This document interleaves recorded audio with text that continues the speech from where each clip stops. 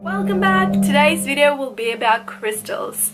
What they are, how they are formed, how they work on the energetic levels, and meanings of some well-known crystals. Let's start with how crystals actually work. First of all, it's important to realize that our entire body system is just energy that shows up in different densities and patterns. Our thoughts and emotions are connected to our physical bodies and have a density of their own. When these patterns of energy work in a balanced way, then we experience our health. However, these energy patterns can be disrupted, which then results in poor health, from headaches to serious diseases. Crystals are thought to be the most stable form of matter in the universe due to how they are formed within our planet. Crystals grow in the Earth's crust over millions of years at high pressures and heat, making them objects with the most energy, as each step in the formation of a crystal contains energy. The crystal's journey begins deep below the planet's surface, where lava and hot fluids circulate. Crystallization occurs when layers of the planet's mantle fracture, which allows heated gases and liquids forced by high pressure rise towards the surface. Elements such as water, oxygen, sodium, iron, potassium, and magnesium are also present, and in the process they merge and dissolve, with other elements being pushed to the surface. As this mixture rises and passes through cooler, less active layers of rock, crystals begin to grow in the rock's cavities and crevices. Crystals will form depending on the specific environmental conditions and the mixture of the elements that I mentioned. Growth, shape, color, hardness, and size depends on the temperature, water, light, pressure, time, and space. Crystals are alive like everything else in the universe.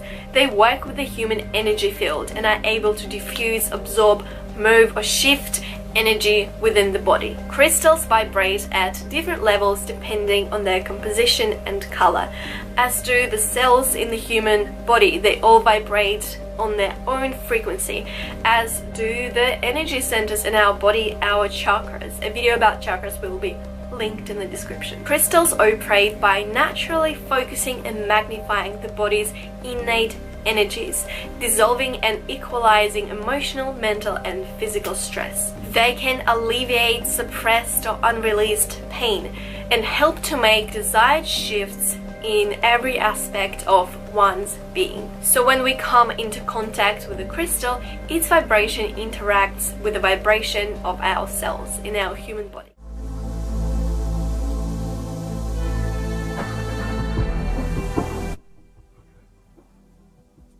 So our chakra stone set is very powerful at healing our chakras. I'm just going to take you through the placement here and explain each stone as I go and what it can do. This one is your red jasper, which is for your base chakra. So we start just above the pubic area and we can place the stone down there. Red jasper is a very nurturing stone that gently stimulates the base chakra. It's got a grounding energy and it re-energizes, grounds the body, but also protects and strengthens your boundaries. The next stone we have is our carnelian, and that actually sits on the sacral chakra. Carnelian is a high energy and stabilizing stone that is good for restoring vitality. It stimulates creativity and encourages steadfastness. It helps with shock and trauma as well, this one. The next one is for our solar plex area. So we've moved up slightly. You can see we've got about an inch gap between each one. The yellow jade. This stone energizes and stimulates in a very mellow way. It brings joy and happiness and also stabilizes the personality. It will release negative thoughts and soothes the mind. The next area is our heart chakra. That's in between the breasts. We actually have two stones here. We've got our green adventurine, which is a general harmonizer that heals and protects the heart. And the rose quartz is the stone of unconditional love. It purifies and opens the heart chakra. I actually often like to either put them one above the other or side by side. So we've got a nice flow happening here. The next one is our throat chakra.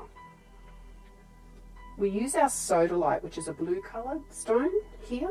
So you can place that just there on the throat. I always like to have a sheet or a towel in between. Sodalite is good for communication and integrity. It helps one to speak their truth. It brings emotional balance and enhances the self-esteem.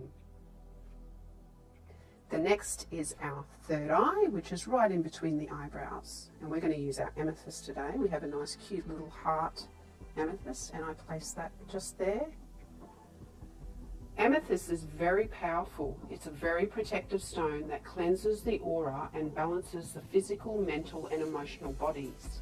It helps to alleviate sadness and grief. Last is our clear quartz, and that is actually for our crown chakra.